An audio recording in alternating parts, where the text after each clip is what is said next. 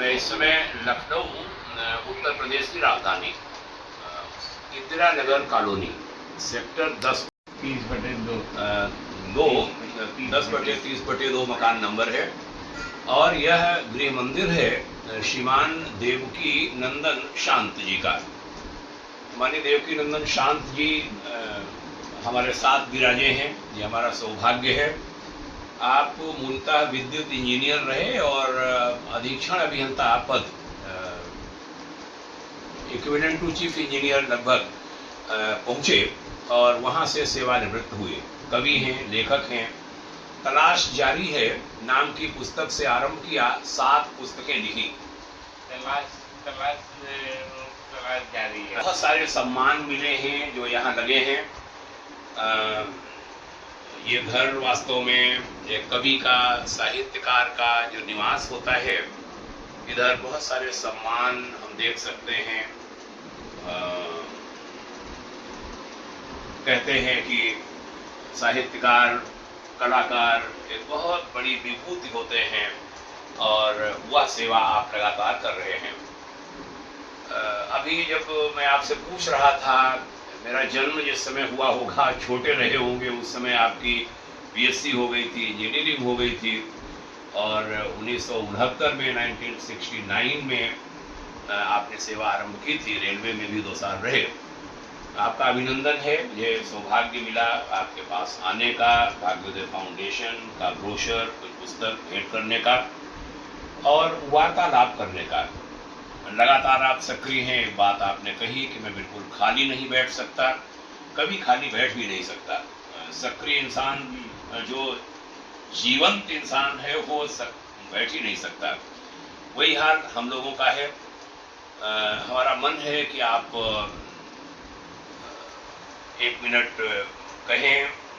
आज के समाज को, जो मैं कहा करता हूँ कि युग बदल रहा है, बड़ी तेजी से भारत में परिवर्तन हो रहे हैं और आप एक संदेश बहुत, इस पर मैं भी वरिष्ठ नागरिक के श्रेणी में आ चुका हूँ, लेकिन आप हमसे बहुत बड़े हैं और ये जीवन क्रम चलता है।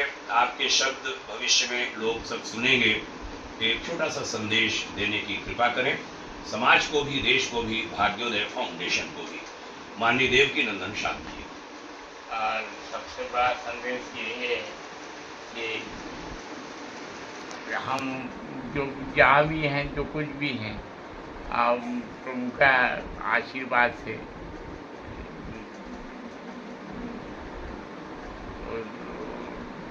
साथ में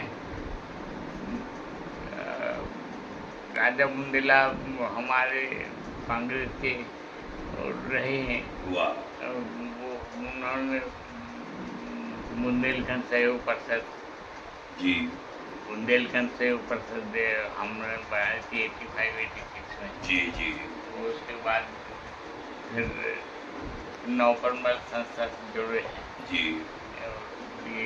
ये साहित्यिक संस्था है। इस साहित्यकार सुषमा संस्थान से जो पांच व्यक्तियों का सम्मान किया जी। और उसमें सबसे पहले वेद मित्र थे, फिर वीरेंद्र चतुर्वेदी और गजेंद्र नाथ चतुर्वेदी सब। हाँ, ये कवियों के नाम आप ले रहे हैं जी। तमाम स्मृतियाँ हैं। बहुत। देश को कुछ लाइन में एक संदेश दीजिए आज की खास युवा पीढ़ी के लिए। खास युवा पीढ़ी के लिए संदेश यही है कि युवा पीढ़ी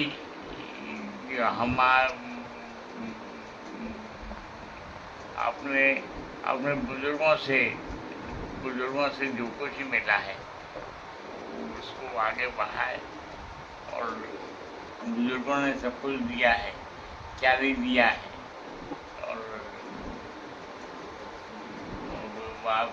युवा पीढ़ी के सब कुछ दिया है और अभी तक दे रहे हैं। दिया आज के देश की आज की युवा पीढ़ी को बहुत धन्यवाद। मैं समाज से कहना चाहूँगा कि ये जो वयोवृद्ध नागरिक हैं, जो अपने हैं, उनके पास युवाओं को और हम जैसे थोड़ी बड़ी उम्र वालों को भी जानना चाहिए। जी कल मैं दिल्ली में था, आपकी एक टिप्पणी पढ़ी, उससे लगा जैसे आप बेकल हो रहे हैं कि अपने लोगों को मिलना चाहिए। जी तो मैंने वादा किया था कि अवश्य आऊँगा और आपके पास आने का अवसर मिला है, बहुत अच्छा लगा है। एक प्रसंग कहूँगा, मैं दिल्ली में था 4 बरस सेवा में। एक आर्या जी डिप्टी मेयर रहे वहाँ, अच्छा कपड़े की दुकान थी, बड़ी सी व्यवसाय था, बच्चे संभाल रहे हैं। मैं गया तो कुछ कपड़ा लिया, पूछा पिताजी कहाँ हैं, बोले पिताजी कहीं गए हुए हैं। मैंने कपड़ा लिया, फिर चल रहे थे, तब तक कार आ गई। तो आर्या जी दिखे, बोले मिश्रा जी अभी नहीं जाएंगे आप, मैं अपनी कार की ओर बढ़ रहा था। बोले रुकिए, मैं अभी साथ बैठेंगे। मैंने कहा कहाँ गए थे? तो उन्होंने बात कही थी कि मिश्रा जी मैं 80 बरस का हो गया हूँ और कृपा है, स्वास्थ्य ठीक है, साधन है, बच्चे काम कर रहे हैं, ड्राइवर रहता है, तो मैं रोज 1 या 2 अपनी उम्र वाले लोगों के यहाँ जाता हूँ। वाह वाह और इसके बारे जाता हूँ कि जब शरीर पूरा हो जाएगा तब तो सब जाएंगे, मैं कम से कम उनसे जीते जी जाकर के मिला हूँ। जी तो उनका ये इतना हमें अच्छा लगा, मैंने खुद सोचा मैं भी 60 के ऊपर हो गया हूँ, 64-65 में, जी और मेरा मन किया कि मैं भी रोज जाया करूँ। कर नहीं पाता हूँ रेगुलर, लेकिन हाँ प्रयास करता हूँ। एक मार्च को हम जो है 60 साल